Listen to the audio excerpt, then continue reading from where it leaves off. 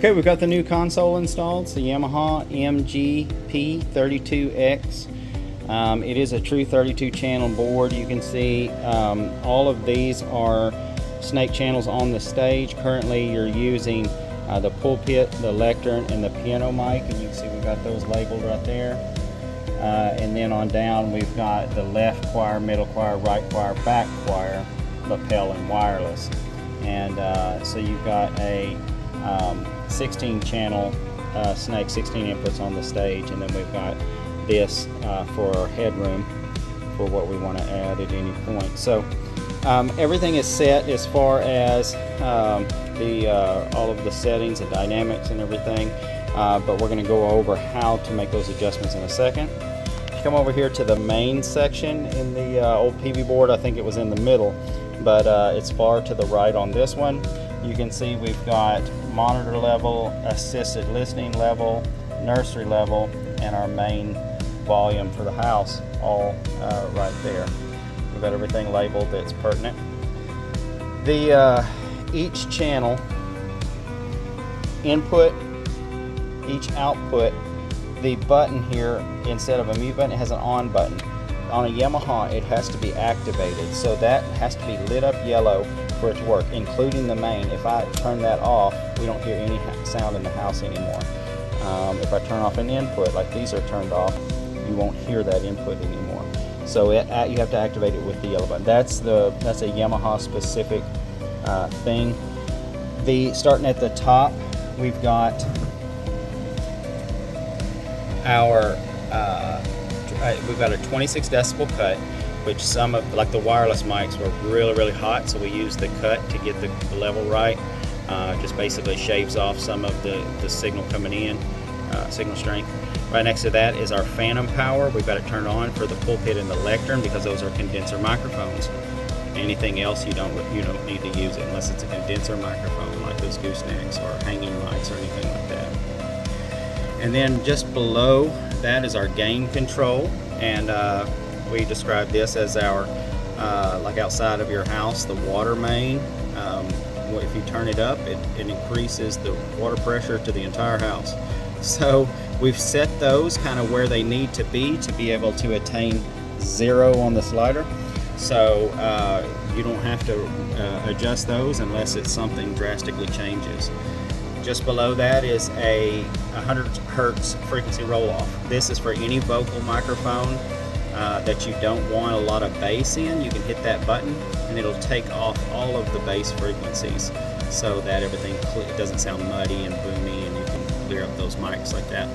Under that is our 4-band equalizer, highs, our mids, and our lows.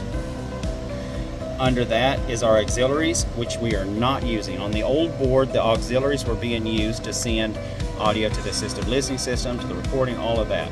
I'll explain that in a minute about why we're not using those. Just under that is our effects levels. Reverb is on 1, delay or echo is on 2, and then just under that is our pan, which isn't being used because our system is mono. There's no stereo imaging, so shifting left to right does nothing. There's our on button that we discussed, and then our primary volume slider or our fader. You can see where 0 is. That's where everything is we've got a comfortable volume there, maybe a little bit more, a little bit less, depending on how your preferences are. And then over here we've got our routing buttons. 1, 2, 3, 4, and the stereo out, so our main out. So on all of our channels, all of these should be pressed. And again, I'll explain that in a minute. It has something to do with what we said about the auxiliaries. Under that is our PFL button. If a PFL button is pressed, when I plug in my headphones right there, that's all I'll hear is the pre-fader listening. So I'll hear just that channel. Okay? And we can do the same thing on the main sliders too. If we want to hear the main slider, if we want to hear the assistive listening system, anything, we just hit that button. So, all right. So that's on the channels, the channel strips. If we come all the way down past channel 32, or past channel, I should say 24, we've got stereo channels. Now, stereo channels are meant for media players and things like that. So on, we've got our CD player, or our CD and cassette deck plugged in here, and that's on the 27 and 28 right here. And so you've got your gain just like the other ones. You've got an 3-band EQ, you've got auxiliaries, effects, you've got everything just like a regular channel. The last two channels are important because this is USB in and iPod in.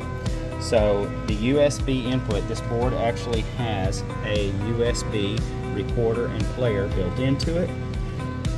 To operate the flash drive or the thumb drive recorder, USB recorder, you'll insert the thumb drive there into the back of the unit, and then you have your simple toggles here: rewind, fast forward, play, and record.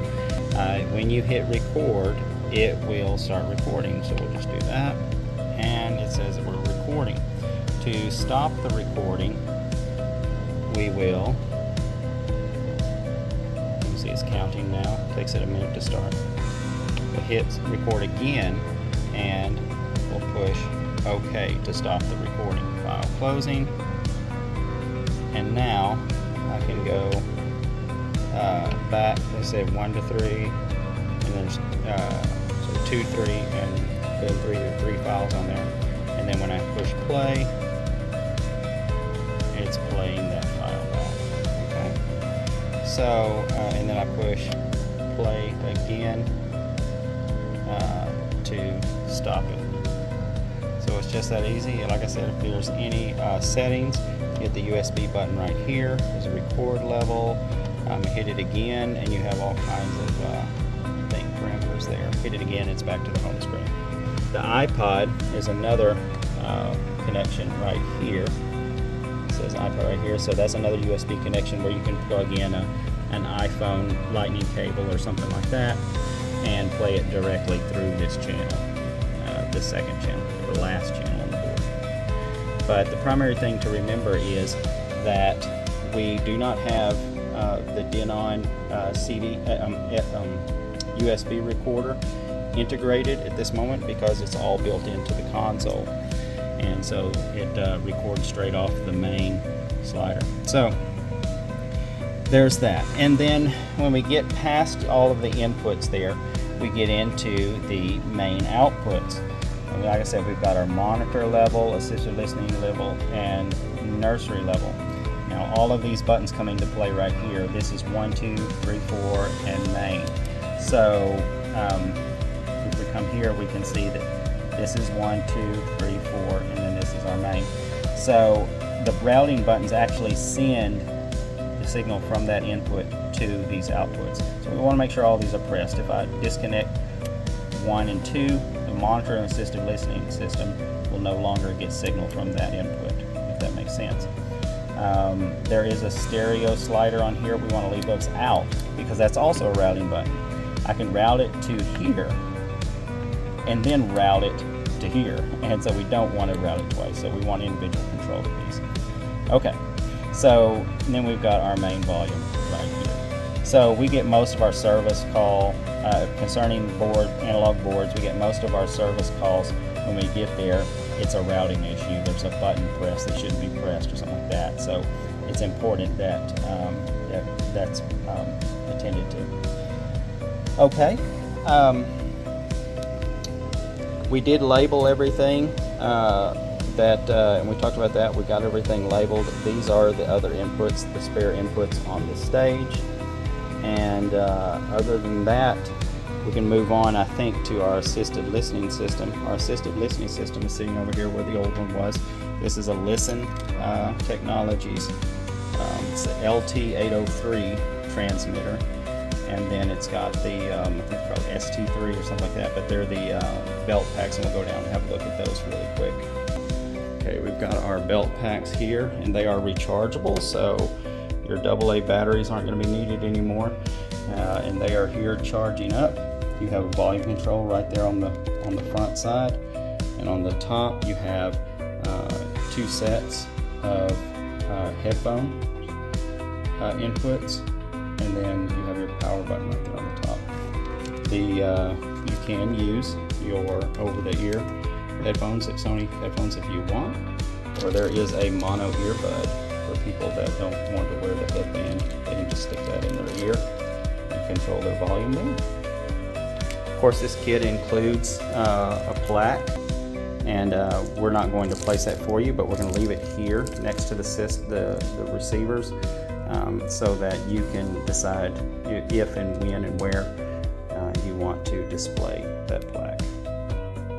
We also numbered each of the pulpit lectern with the number on the board, but then we went ahead and numbered the cables on each of the microphones. The microphones may change and the cables may change, but more likely the microphones might get swapped.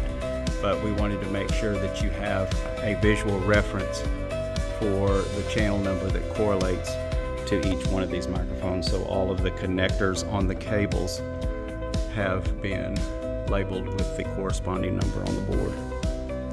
All right, well, thank you guys so much for this opportunity to serve you with a new console, new Yamaha console, and the new Listen Technologies assistive listening system. Remember that we are licensed in the state of Arkansas for Class C unrestricted alarm and security, so security cameras, alarm systems, fire alarm, anything like that, access control. We are licensed and can legally install that for you, or live streaming cameras, anything that you need, just let us know. Thanks, guys.